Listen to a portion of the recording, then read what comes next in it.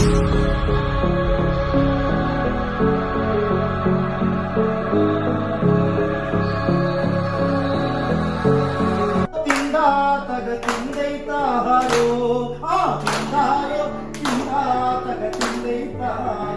പാട്ട് നിങ്ങൾ പാടിത്തരാം. തിന്താറ് നിങ്ങൾ പാടിത്തരാം. പാട്ട് ഞാൻ പാടാം. തിന്താറ് നിങ്ങൾ പാടിത്തരാം കേട്ടോ.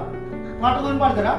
തിന്താരോ തിന്താ തക തിന്തൈ താരോ, തിന്താരോ തിന്താ തക തിന്തൈ താരോ. പാടോ. തിന്താരോ തിന്താ തക തിന്തൈ താരോ, തിന്താരോ തിന്താ തക തിന്തൈ താരോ. തെക്കുതെക്ക് തെക്കേലൊരു ദൈവത്താനുണ്ട്, തെക്കുതെക്ക് തെക്കേലൊരു ചെമ്മണ്ടാനുണ്ട്. തിന്താരോ തിന്താ തക തിന്തൈ താരോ, തിന്താരോ തിന്താ തക തിന്തൈ താരോ.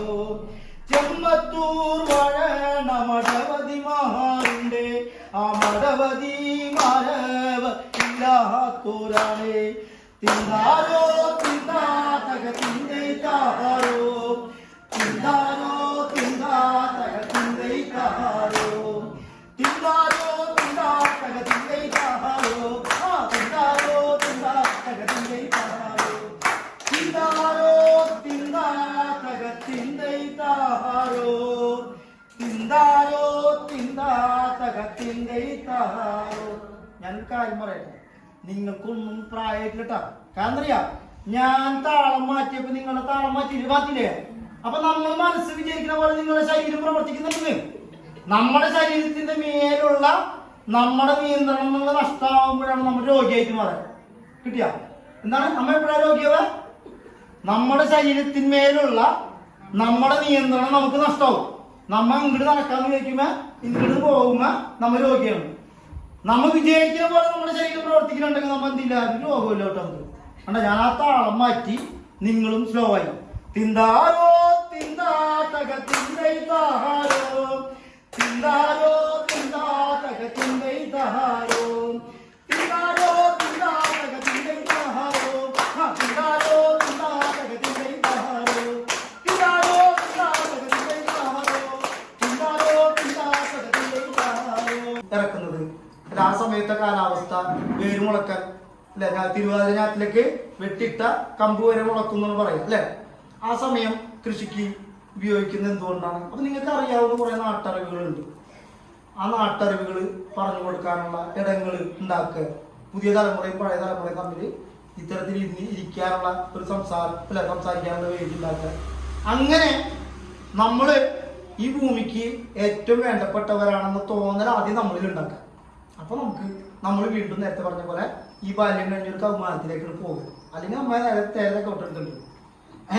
അങ്ങനത്തെ അവസ്ഥ ആവരുത്. നമ്മൾ ജീവിച്ചിരിക്കുമ്പോൾ മരിച്ചവരായിട്ട് നിൽക്കരുത്. മരിക്കലിന് എന്തില്ല, പ്രായമില്ല, ഉറപ്പല്ല. ദൂരം ചെറുപ്പം അടുക്കളയില് ഇപ്പൊ അമ്മക്കെ പൊട്ടിച്ചിട്ടൊരു കഷ്ടം നമുക്ക് ആദ്യം തരും. പീടിയെന്ന് മേടിച്ചിട്ടുള്ള സമയത്ത് ഒരു കഷ്ടം പൊട്ടിച്ചു തരും. പിന്നെന്ത് ചെയ്യുന്ന, അമ്മ പോയിട്ട് തെരയും. ഇതാണ് കഥകളുടെ ഒരു ഗുണം. നിങ്ങളൊരു കഥയുടെ ഒരു കഷ്ടം കുട്ടികൾക്ക് പറഞ്ഞു കൊടുത്തു നോക്കിയ പിന്നെ അവരതിന്റെ ബാക്കി തേടി വരുന്നു. നമ്മള് കഥകളെ മധുരമുള്ള രീതിയിൽ പറഞ്ഞു കൊടുത്തു കഴിഞ്ഞ പേരക്കിടാങ്ങള് അല്ലെങ്കിൽ മക്കള് വരുമായിരുന്നു. നമ്മള് എപ്പോഴും ആ കഥ കുറച്ചിലൊക്കെ നിർത്തി നമ്മൾ വേറെ ചില കാര്യങ്ങളിലൊക്കെ എൻഗേജായി നമ്മളിലേക്ക് തന്നെ ഒതുങ്ങി.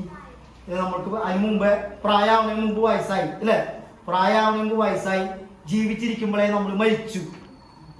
ഇനി എന്താണല്ലോ തെക്കാപ്പുറത്തേക്ക് എടുക്കാൻ മാത്രമേ ഉള്ളൂ എന്നുള്ളൊരവസ്ഥയിൽ ഇരിക്കുന്നതുകൊണ്ടാണ് ഈ കുഴപ്പം.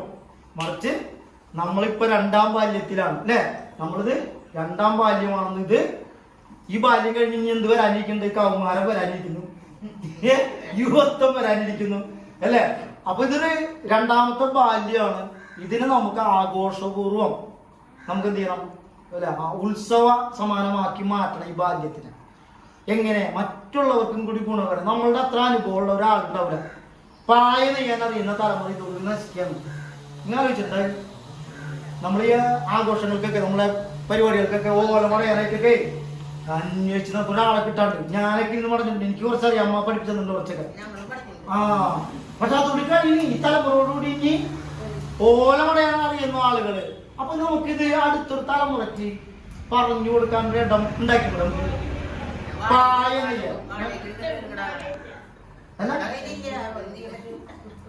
നമ്മളിങ്ങനെ ക്രാഫ്റ്റ് മേക്കിംഗ് എന്നൊക്കെ പേര് ഓലമടയിൽ എന്നൊക്കെ പറഞ്ഞു കഴിഞ്ഞാൽ കുട്ടികളില്ല. അതിനെ കുട്ടികളുടെ ഭാഷയിൽ നമ്മൾ സംസാരിക്കണം. ജാർഗൺ എന്ന് പറയാം. ഓരോ ഇതിനും ഓരോ ഭാഷയുണ്ട്. ഇപ്പോഴത്തെ തലമുറയുടെ ഭാഷയിൽ നമ്മൾ സംസാരിക്കണം. ഓലമടച്ചിൽ എന്താ പറയാ, ക്രാഫ്റ്റ് അല്ലെ, കോക്കനട്ട് ട്രീ ലീഫിന്റെ ക്രാഫ്റ്റ് മേക്കിംഗ്. അങ്ങനെ പറഞ്ഞിട്ട് നമുക്ക് നീ ഓലമടച്ചിൽ പഠിപ്പിക്കാൻ പറ്റും. ഒരു ദിവസം നമ്മൾ ഇന്ന് മടയുന്നു. ആ അതേപോലെ അതെ. അതിനുവേണ്ടി ഇന്നലെ നമ്മളൊരു വീഡിയോ കണ്ടെത്തിയത്, നമ്മൾ ഈ അടുത്തൊന്നും കേട്ടാ, വേറെ ഏതോ ദേശത്തുണ്ട് ഈ കുളവാഴ കൊണ്ടും നമ്മുടെ സാധാരണ കുളവാഴ കൊണ്ട്, അതേപോലെ നമ്മുടെ വാഴയില്ല, സാധാരണ വാഴയുടെ പോള വലിച്ചിട്ട് ഉണക്കിയിട്ട് അത് ഭയങ്കരമായിട്ട് പ്രസ് ചെയ്തിട്ട് അത് വെച്ചിട്ടൊക്കെ ചൈനയിൽക്കും അമേരിക്കയിൽക്കും ഒക്കെ നല്ല ബാഗുകൾ ഉണ്ടാക്കി പോണു. ഇത് ഉണ്ടാക്കി കഴിഞ്ഞ് കഴിഞ്ഞാൽ ഉണ്ടല്ല പറയാൻ പറ്റില്ല. നമുക്ക് ഇത് ഓരോണ്ട് ഉണ്ടാക്കിയാണെന്നാ വാഴ നാരോണ്ട് ഉണ്ടാക്കിയാണെന്ന് പറയാൻ പറ്റില്ല. അത്രയും ഭംഗിയായിട്ട് സാധനം ഉണ്ടാക്കണത്. അപ്പൊ ഞാൻ പറഞ്ഞു വരുന്നത്, ഇത്തരം ചില സാധനങ്ങൾ നമുക്കറിയാം, അതിലൊന്ന് കളർ കൊടുക്കാനായിട്ട് ഇപ്പോഴത്തെ തലമുറക്ക് അറിയാം. പായ, വട്ടില്ലേ, ഇപ്പൊ കടയിൽ പ്ലാസ്റ്റിക് ഉപയോഗിക്കാൻ പാടില്ലെന്ന് പറയുമ്പോ നിയമമായിട്ട് പറയുന്നുണ്ട് പ്ലാസ്റ്റിക് ഉപയോഗിക്കാൻ പാടില്ല. പക്ഷെ അതിന്റെ ബദലില്ല. നമുക്ക് സാധനം കൊണ്ടവരായിട്ട് ബദൽ ഉണ്ടാക്കിയിട്ട് വേണ്ട നിരോധിക്കാൻ, പ്ലാസ്റ്റിക് നിരോധിക്കാൻ. അപ്പൊ പ്ലാസ്റ്റിക്കിന് പകരം എന്ത് ഉപയോഗിക്കാം? ഏറ്റവും ചെലവ് ചുരുങ്ങിയ രീതിയിൽ നമുക്ക് എന്ത് ഉപയോഗിക്കാം, വീണ്ടും ഉപയോഗിക്കാൻ പറ്റുന്ന തരത്തിൽ. പണ്ട് പിടുത്തമുള്ള വട്ടിക്ക് തന്നെ പിടുത്തം വെച്ച് കഴിഞ്ഞാൽ അങ്ങനെയുള്ള സാധനം നമുക്ക് ക്രാഫ്റ്റ് മേക്കിംഗ് എന്നൊക്കെ പേരിട്ടിട്ട് നിങ്ങളുടെ പായ നെയ്യുന്ന സാധനങ്ങളെ, അതേപോലെ കാക്കി വട്ടി പോലെ ഉണ്ടാക്കുക, അതേപോലെ അലങ്കാരങ്ങൾ, പ്രോഗ്രാമുകൾ. അടുത്തൊരു പ്രോഗ്രാമിന് നമുക്ക് സീതേന്റെ അടുത്തൊരു പരിപാടിക്ക് നമുക്ക് ഓല കൊണ്ടുള്ള തോരണങ്ങൾ, ഓല കൊണ്ടുള്ള ചില അലങ്കാരങ്ങൾ ഉണ്ടാക്കണം. ഓല മടഞ്ഞിട്ട് രണ്ട് സൈഡും അല്ലെ, എന്ത് മുടയുന്ന പറയാം, രണ്ട് സൈഡും മുടയുന്ന കിടുമട, അതല്ലേ, വെരി ഗുഡ്. കിടുമടഞ്ഞിട്ട് നമുക്ക് എന്ത് ചെയ്യാം, അതിന്റെ അറ്റം കളയരുത്, വാല് കളയരുത്, വാല് മുറിക്കാതെ ആ വാല് നിർത്തിക്കൊണ്ട് അതുമ്പോൾ എന്തെങ്കിലും ചിത്രപ്പണികളൊക്കെ ചെയ്തിട്ടുള്ള ഓല കൊണ്ട് ഉണ്ടാക്കാൻ അറിയുന്നവരെ കൊണ്ട് അങ്ങനെ എന്തെങ്കിലും ചെയ്യുന്നു പുതിയ തലമുറക്ക്. അത് അങ്ങനെ നമുക്കറിയാവുന്ന കുറെ അനുഭവങ്ങളുണ്ട്. നമ്മൾ വിചാരിക്കുന്നത് ഇത് കുളിച്ചു മൂടേണ്ടി വരും, നമുക്കൊപ്പം ഇത് മരിച്ചു പോകും. ഈ അനുഭവങ്ങൾ പകർന്നു കൊടുക്കുക പുതിയ ഭാഷയിൽ. നേരത്തെ പറഞ്ഞ പോലെ ക്രാഫ്റ്റ് മേക്കിംഗ് എന്നൊക്കെ പറഞ്ഞിട്ട് അങ്ങനെയുള്ള സാധനങ്ങൾ ഞാൻ പറയും നിരന്തരം ചലനാത്മകമാക്കി മാറ്റുക. നമ്മുടെ അനുഭവങ്ങളെ പറഞ്ഞ് കൃഷി ചെയ്യുന്നതിന് അല്ലെ, നമ്മൾ ഞാറ്റുവേല, നമ്മുടെ മനസ്സിനകത്ത് കുറച്ച് വിശാലത കിട്ടുകയാണെങ്കിൽ അപ്പുറത്തിരിക്കുന്ന ഒരാൾക്കും അല്ലെ, അവിടെ ഇരിക്കുന്ന ആളുകൾക്ക് മാത്രമല്ല, ഈ മൃഗങ്ങൾക്കും അല്ലെ, ആടുമാടുകൾക്കും പക്ഷികൾക്കും ഒക്കെ ഒരിടം കിട്ടും. എൻ്റെ വീട്ടിലും പ്രത്യേകം ഒരു പഞ്ചാരമരം ഉണ്ടായിരുന്നു. പഞ്ചാരമരം അറിയാലോ, പാർക്കിലൊക്കെ ഉള്ളൊരു ചെറിയ മധുരമുള്ള കായ ഉണ്ടാവണ വളർന്നു പന്തിരിക്കുന്ന മരമാണ്.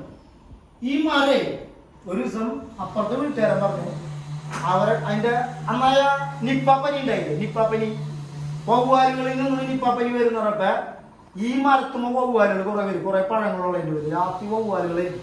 അപ്പൊ അപ്പുറത്തെ പറമ്പിലേക്ക്, അപ്പുറത്തെ ആളുടെ മുറ്റത്തേക്ക് ഈ ആ മരത്തിന്റെ കൊമ്പ് നിൽക്കുന്നുണ്ട്.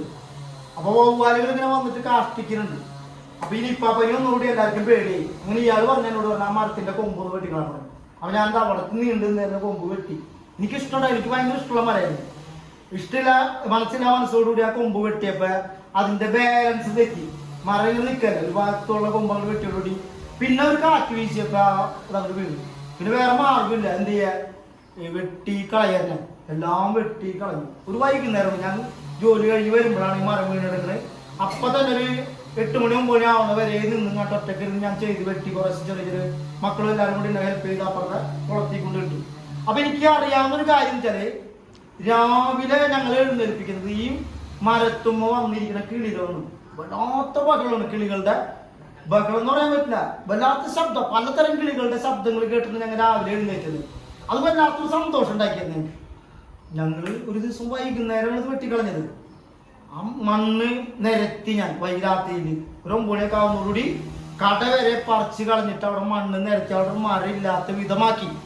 പിന്നെ മരം ഇല്ലെങ്കിൽ പിന്നെ ഇനി അവിടെ മരം ഒന്നും വേണ്ടെന്നുള്ള രീതിയിൽ പിറ്റേ ദിവസം രാവിലെ വന്നപ്പോണ്ടല്ലോ അതിന്റെ ചങ്ക് തറന്ന് വെച്ചാലേ ഞങ്ങ വീട് തുറന്ന് മുറ്റത്തേക്ക് വരുമ്പോ ഈ അവിടെ പോസ്റ്റുമില്ല കമ്പിയുമില്ലേ ഇലക്ട്രിക് കമ്പിയുമ്പോ മുഴുവൻ കിളികള്, ഒരു 10-200 കിളികൾ, പലതരം കിളികൾ വന്നിരുന്നിട്ട് ഞങ്ങളെ ചീത്ത പറയുന്നത്. ഞങ്ങൾക്ക് അങ്ങനെ തോന്നുന്നത്, തോന്നലല്ല കേട്ടോ, സത്യമായിരിക്കാം. എടാ ഞങ്ങളുടെ മരം എന്താണെന്നൊക്കെ പറഞ്ഞിട്ട് ഇങ്ങനെ കിളികളിൽ പല ശബ്ദത്തിൽ ഇങ്ങനെ ചീത്ത പറഞ്ഞോണ്ട് നിർത്തലില്ലായിട്ടൊക്കെ. അപ്പൊ മനസ്സിലാക്കണേ ഇതൊന്നും നമ്മുടെ സാധനം അല്ലാന്ന് മനസ്സിലാക്കാൻ പറഞ്ഞേ. ഒരു മരം മുളച്ചാല് നമ്മുടെ മണ്ണ് ഇതൊന്നും നമ്മുടേതല്ല കേട്ടാ, നമ്മുടേതല്ലാന്ന് ഇവിടുത്തെ സർവ്വചരാചരങ്ങളുടെയാണ്. അവരാണ് ഇതിന്റെ ഉടമസ്ഥര് അല്ലെ. എന്ത് അവകാശത്തിന്റെ പുറത്താണ് നീ എന്റെ മരം വെട്ടിയെന്ന് രാവിലെ വന്ന പട്ടിണി ചോദിക്കുന്നത്? ആ വൈക്കോമുദ്ദേശ നേരത്തെ കണ്ടെത്തിയ ഒരു മനുഷ്യനാണ്.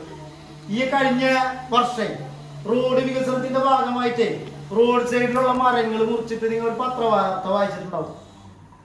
കിളികൾ വീണിട്ട് റോട്ടിൽ വീണിട്ട് ചത്തുപോയി. 15 ദിവസം കൂടി കൊടുത്തു കഴിഞ്ഞാൽ ഒറ്റക്ക് പറക്കുമായിരുന്നു. പക്ഷെ അത് കൊടുത്തില്ല. മനുഷ്യൻ വിചാരിക്കുന്നത് ഇവന്റെ ഭൂമിയാണെന്ന് വിചാരിച്ചിട്ടേ ആ മരങ്ങൾ മുഴുവൻ വെട്ടിയിട്ടിട്ട് ആ കിളികൾ അവിടെ വീണ് ചത്തുപോയിട്ട് അവർക്കെതിരെ കേസ് കൊടുത്തു. ഇതാണ് ഈ മരത്തിലിരിക്കുന്ന കിളികൾക്കുള്ള അതേ അവകാശമുള്ളൂ നമുക്ക്. എന്നിട്ടാണ് നമ്മൾ അവരുടെ ലോകത്ത് കയറിയിട്ട് ഈ അതിക്രമം കാണിക്കുന്നത് അല്ലേ. ഈ കഥകൾ കേൾക്കുന്ന കുട്ടികളുണ്ടല്ലോ, ഈ കഥകൾ കേൾക്കുന്ന നേരത്തെ പറഞ്ഞില്ലേ കഥകൾ വായിക്കുന്നവര്, കഥകൾ കേൾക്കുന്നവര്, അവരുടെ ലോകം നേരത്തെ പറഞ്ഞ പോലെ 10 സെന്റ് 20 സെന്റ് ആവണത് എവിടെയല്ല, മണ്ണല്ല, തലയ്ക്കകത്ത് കുറെ സ്ഥലം കിട്ടും. അവിടെ എല്ലാ ചരാചരങ്ങൾക്കും എന്തുണ്ടാവും, ഇടമുണ്ടാവും. അവിടെ നമുക്ക് കേറിയിട്ട് അതിക്രമം കാണിക്കാനായിട്ട് പറ്റൂല. അങ്ങനെയുള്ള മനസ്സുള്ള മക്കളെ ഉണ്ടാക്കാനായിട്ട് മക്കളെ പേരക്കിടാങ്ങളോട് ഇത്തരം കഥകൾ പറഞ്ഞു കൊടുത്ത് നമ്മൾ കുറെ കഥകൾ വായിച്ച് കഥകൾ പിടിച്ചിരുത്തി കുട്ടികൾക്ക് ഭയങ്കര ഇഷ്ടമായിരിക്കും നിങ്ങൾ അടുത്തിരിക്കാനൊക്കെ. നമ്മൾ അതിന് സമയം കണ്ടെത്താത്തതിന്റെ പേരാണ് അവരിയ്ക്കാത്തത്. നമ്മൾ ഈ ശർക്കരൊക്കെ പണ്ട് ഓർമ്മയുണ്ട്, ശർക്കര കട്ടുന്നൊക്കെ ഓർമ്മയുണ്ട് നിങ്ങൾക്ക്? ഞാനൊക്കെ അടുക്കളയിൽ